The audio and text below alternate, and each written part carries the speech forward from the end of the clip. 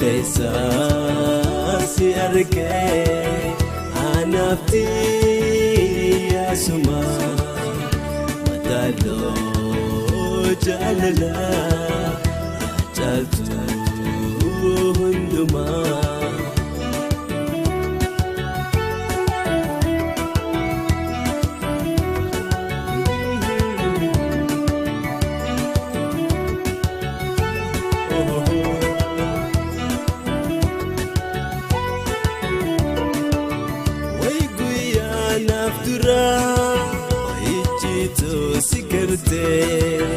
Koda kan kotahu akawa murtoite karayon tolalte sirati nahafte hanga sujalala onnena hangafte kadima julma ya hire kanama qeessaasi argee anaafti asuma mataaloo jaalala caaltu hundumaa.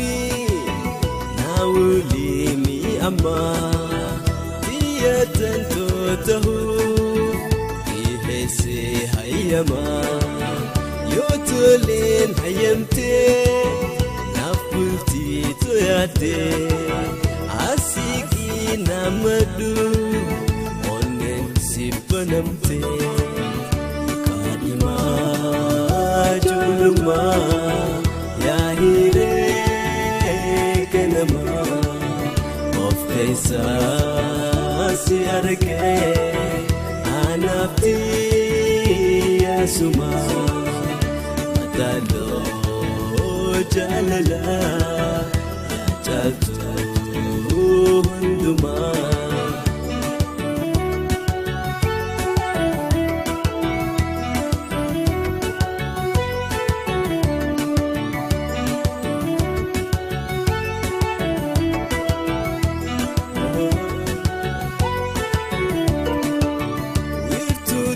Mekama bikafete fili liplipi mi amma wajjala lamfali firrahin dabarsan bekhi hire bari bikanta udufte yatifte tiwari kadima julma yahire kanama qeessaasi argee anaafti asuma mataaloo jaalala caaltu hundumaa.